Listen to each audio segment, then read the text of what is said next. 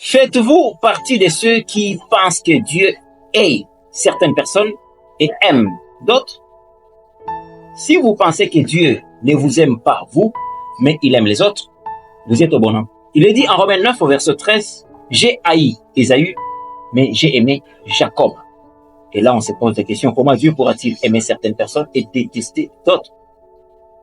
Cette expression se retrouve en Luc 14, 26. Quand vous lisez Luc 14, 26, il est dit, si quelqu'un ne hait pas son père, si quelqu'un ne hait pas sa mère, si quelqu'un ne hait pas son enfant, et ainsi de suite, n'est pas digne d'être mon disciple. Alors, ce terme ici ne veut pas dire haïr une haine émotionnelle, non.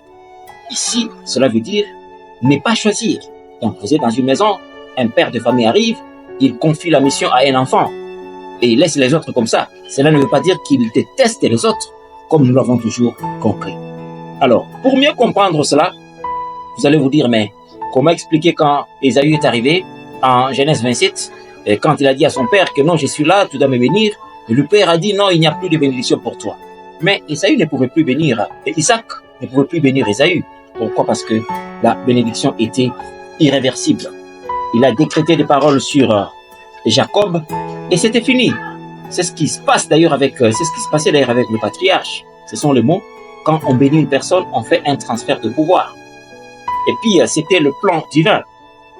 Il fallait que les choses se passent de cette façon-là, que la ruse passe par Rebecca et finalement qu'on puisse arriver à bénir Jacob. Mais là, on s'est dit, mais qu'en est-il d'Ésaü? Être malheureux? Non. Ici, il faudra noter que la bénédiction par rapport à Jacob, c'était sur le plan de l'héritage patriarcal. C'était sa bénédiction. Mais sur le plan de la puissance sur la terre, Jacob ne pouvait pas égaler Ésaü. Pourtant, Ésaü pouvait être là, il avait toutes les raisons de dire « Regardez, moi je suis un maudit, je vais échouer la vie parce que mon papa ne m'a pas béni. » Mais non, tu n'as pas été béni, mais tu n'as pas été maudit. On ne t'a pas maudit. Si on a choisi tel, toi on ne t'a pas maudit. Parce qu'aujourd'hui nous pensons que non, quand on donne un talent à tel, il avance, il fait ceci, il accomplit cela. Mais maintenant les autres ici se disent, bon, nous comme nous n'avons rien reçu comme mission, nous sommes maudits. Non, on ne vous a pas seulement préféré, on ne vous a pas seulement choisi.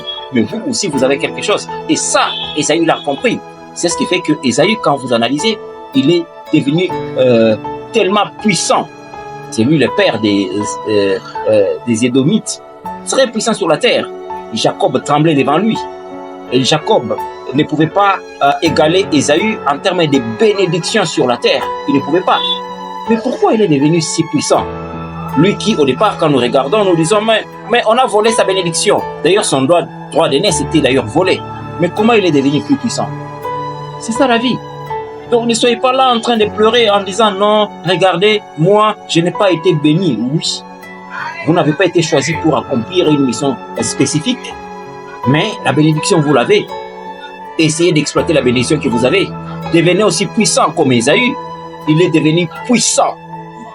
Cependant, Jacob tremblait devant lui. Il avait même peur, lui qui était béni. Donc la bénédiction a des formes. Dans un domaine, il était béni, mais dans un autre domaine, Ésaü était toujours au sommet. Quoique, en apparence, nous disons non, lui, on l'a haï, comme cela est repris d'ailleurs en Malachie 1, au verset 2.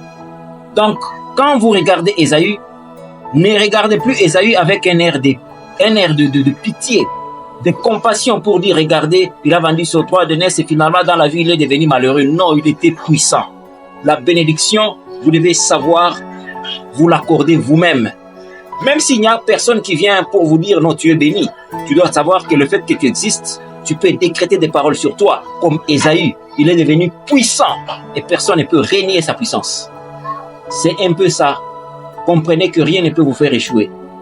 Ne soyez pas toujours de cette personne qui court, qui disent aux gens, non, bénissez-moi, bénissez-moi.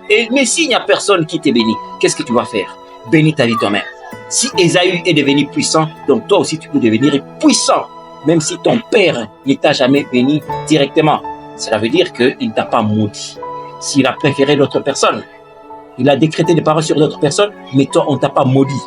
Isaac n'avait jamais maudit Ésaü. Il ne l'a pas maudit. Il a béni Jacob, mais il n'a pas maudit Ésaü.